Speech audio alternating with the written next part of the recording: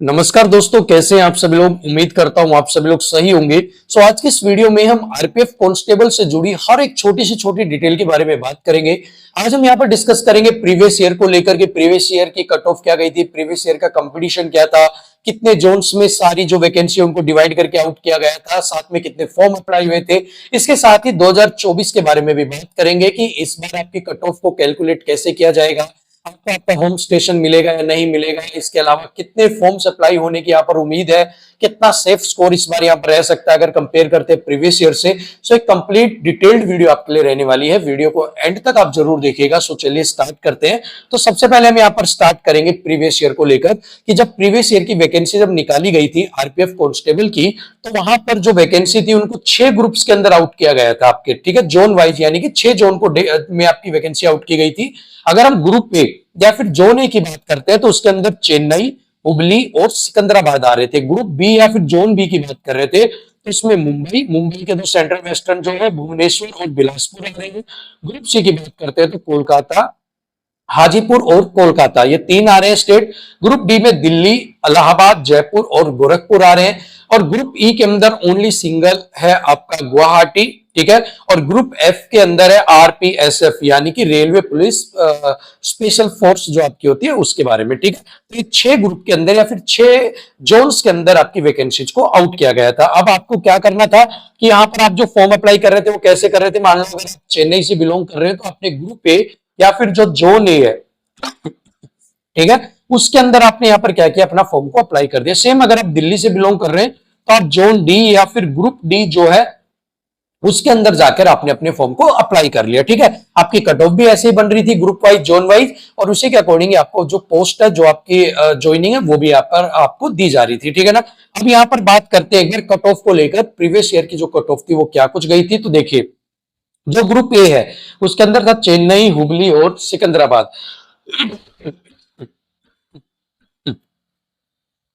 अब यहां पर अगर हम बात करते हैं अनरिजर्व की मेल की तो 83 कट ऑफ गई थी, फीमेल्स में 57। ओबीसी की बात करें तो 82 यहां पर गई थी, फीमेल्स में 55। एससी कैटेगरी की बात करें तो 77 मेल्स की और 50 यहां पर गई थी फीमेल्स की। एसटी की बात करें तो 78 यहां पर गई थी मेल्स की और 50 यहां पर गई थी फीमेल्स की। यहाँ पर जो कट ऑफ है वो यहाँ पर पॉइंट्स में भी थी, लेकिन हमने पॉइंट्स को यहाँ पर रिमूव करके एक आइडिया आपको यहाँ पर दे दिया। सेकंड, ये जो कट ऑफ यहाँ पर लगी थी ये आफ्टर नॉर्मलाइजेशन थी, ठीक है। ये नॉर्मलाइजेशन से पहले नहीं थी, ये नॉर्मलाइजेशन के बाद की आपकी कट ऑफ है। चलिए बात करते हैं ग्रुप बी की, जिसके अंदर मुंबई, भुवनेश्वर और बिलासपुर आ रहे हैं। यहाँ पर अनरिजर्व की मेल की कट ऑफ थी 89, फीमेल की थी 61। ओबीसी की भी थी 89 पॉइंट समथिंग कुछ थी, लेकिन वो पॉइंट हमने हटा दिए हैं। ओबीसी में फीमेल्स की थी 54। एससी कैटेगरी की 82 मेल्स में, 51 थी यहाँ पर फीमेल्स में। एसटी कैटेगरी में 78 थी यहाँ पर मेल्स के, 51 थी यहाँ पर फीमेल्स के, ठीक है। चलिए सी की अगर बात करते हैं, कोलकाता, हाजीपुर और कोलकाता के अंदर तो अनरिजर्व की थी 87, फीमेल्स की थी 53। ओबीसी में यहाँ पर मेल्स की वैकेंसी नहीं थी और 47 यहाँ पर कट ऑफ गई थी फीमेल्स की। एससी की कट ऑफ थी यहां पर 78 और फीमेल्स एससी में थी 43। एसटी मेल्स में थी 77 और फीमेल्स में थी 48। अगर इसके बाद बात करते हैं ग्रुप डी की, यानी कि दिल्ली, इलाहाबाद, जयपुर और गोरखपुर की, तो यहां पर अनरिजर्व की गई थी 117, फीमेल्स में 74। ओबीसी की 120, फीमेल्स में 71। एससी की 86, फीमेल्स की 58। एसटी की 82 और 64 यहां पर गई थी फीमेल्स की। इसके साथ ही आप देखोगे कि यहां पर जो कट ऑफ गई है वो आपकी 120 भी गई है, ठीक है। अब 120 में से 120 नंबर लेके आना इज क्वाइट डिफिकल्ट काम, बहुत मुश्किल काम है कि 120 में से 120 नंबर शायद किसी के भी नहीं आते। लेकिन यहां पर इनके जो मार्क्स है वो 110 रहे होंगे, 111 रहे होंगे, जो भी रहा होगा, लेकिन आफ्टर नॉर्मलाइजेशन, यानी कि नॉर्मलाइजेशन होने के बाद इनके जो मार्क्स है वो 120 तक यहाँ पर पहुंच गए हैं, ठीक है। तो इस हिसाब से जो ये कट ऑफ में जो ये नंबर है वो 120 यहाँ पर आए हैं, ठीक है ना। चलिए इसके बाद बात करते हैं ग्रुप बी, यानी कि गुवाहाटी की। गुवाहाटी के अंदर अनरिजर्व में 50, फीमेल्स में 42। ओबीसी की बात करें तो मेल 61, फीमेल्स की नो वैकेंसी।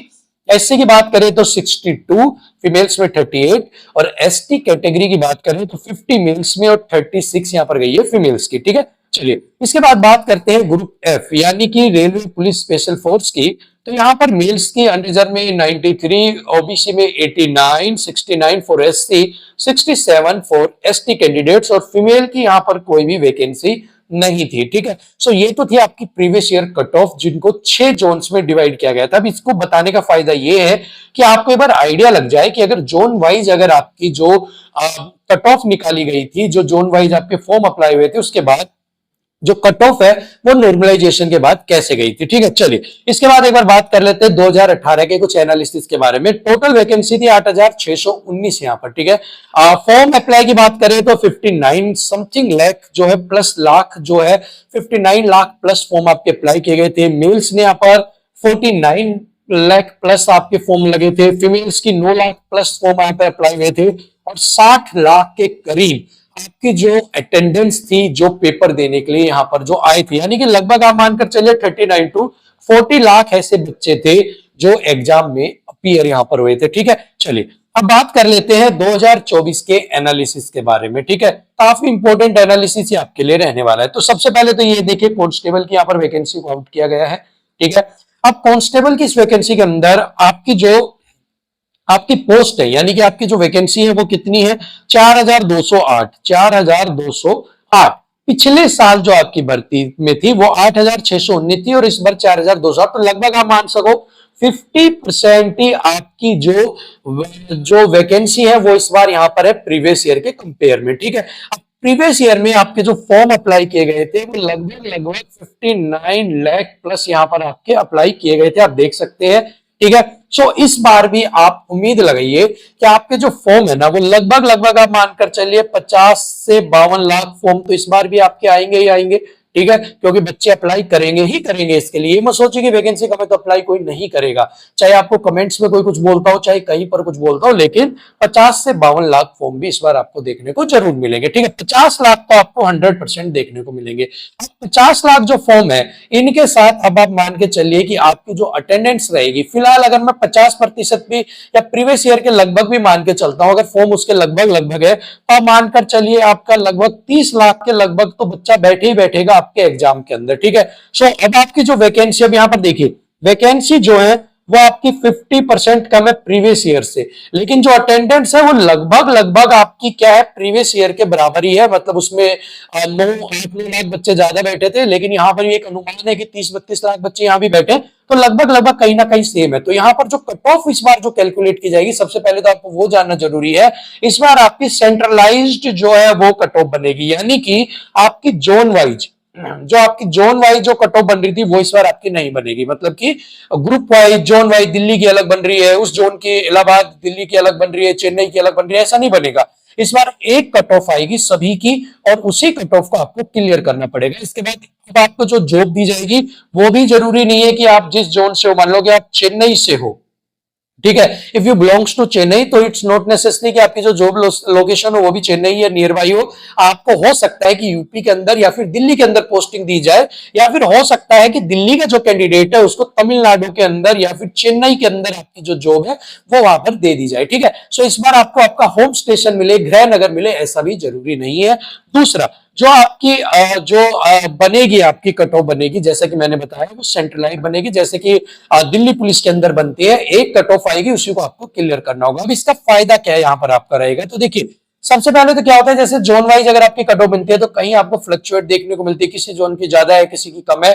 इस बार आपको एक फायदा ये मिलेगा कि आप सभी लोगों को एक ही कट ऑफ यहाँ पर क्लियर करनी पड़ेगी, सेंटर एक ही जो है आप कट ऑफ क्लियर करो, सभी बच्चों के लिए कंपटीशन यहाँ पर एक समान होगा। ठीक है, सो आपको ये नहीं है कि यार उस जोन की बहुत कम गई, उस जोन में अगर मैं होता तो मेरा ये होता, उस जोन में होता तो ये होता। इस बार कंपटीशन सभी के लिए बराबर है, चाहे वो लो जोन से आता हो जिनकी कट ऑफ बहुत कम गई थी पीछे, आपको जैसे मैंने कट ऑफ इसीलिए दिखाई थी, या फिर वो हाई जोन से आता हो दिल्ली वाले में जिसमें 120 गई थी, तो यहाँ पर फर्क नहीं पड़ेगा। इस बार आप किसी से भी हो, एक कट ऑफ अनरिजर्व की कट ऑफ 110 लगी तो सभी बच्चों को 30 लाख बच्चों में से जितने भी अनरिजर्व के बच्चे हैं उन सबको 110 की कट ऑफ को ही यहां पर क्लियर करना पड़ेगा। ठीक है, सो यहां पर एक फ्लक्चुएशन खत्म हो गया है, जोन का जो डिफरेंस था किसी की कम है किसी की ज्यादा है वो यहां पर खत्म हो गया। अब इसके अलावा इस बार के सेफ स्कोर के बारे में बात अगर हम करें कि इस बार का जो सेफ स्कोर है वो कितना रह सकता है। तो आप मानकर चलिए कि नया कुछ यहाँ पर लागू किया गया है, नया कुछ यहाँ पर पैटर्न हुआ है, एक नई कट ऑफ बनेगी। तो इस बार जो कट ऑफ है वो बहुत ज्यादा कम भी नहीं जाएगी, क्योंकि ऐसा नहीं है कि नया लागू किया गया है तो आपकी कम हो जाएगी। इस बार कंपटीशन बढ़ेगा। तो आप मानकर चलिए 100 या 105 प्लस तो आपको नंबर लेकर आने ही आने पड़ेंगे। अगर आप 100 से 105 के बीच में अगर आप नंबर लेकर आते हैं, तभी आप समझ सकते हैं कि आप इस बार इस चीजों को क्लियर कर पाएंगे, क्योंकि नॉर्मलाइजेशन वगैरह काफी चीजें ऐसी होती हैं जिसके बाद कट ऑफ बहुत ज्यादा ऊपर नीचे हो जाती है। सो ऐसे में आपको अपने साथ सेफ स्कोर लेकर यहाँ पर जरूर चलना है। सो अगर आप तैयारी कर रहे हैं, सो आप मानकर चलिए कि 105 के लगभग का स्कोर तो आपको जरूर करना है। अगर आप 105 से ज्यादा यानी कि 110 के आसपास में करते हो तो बहुत अच्छा है, लेकिन 105 या इससे ऊपर तो आपको कर ही करके आना है, इससे नीचे आपको नहीं जाना है। ठीक है, चलिए। सो यही एक कंप्लीट एनालिसिस था आप सभी लोगों के लिए, सारा कंप्लीट प्रीवियस ईयर और इस ईयर में क्या कुछ होने वाला है मैंने आपको बता दिया है। होप्स आपको आइडिया लग गया होगा फॉर्म भरने से पहले। अब आप इन सारी चीजों को एक बार कंसिडर कीजिएगा और उसके बाद अपने फॉर्म को लगाइएगा और सोचिएगा कि आपको क्या करना है क्या नहीं करना है। सो मिलेंगे आपसे अगली वीडियो में ऐसे ही एक और इंफॉर्मेटिव वीडियो के साथ। तब तक के लिए चैनल को सब्सक्राइब करना ना भूलिएगा। Thank you so much. जय हिंद।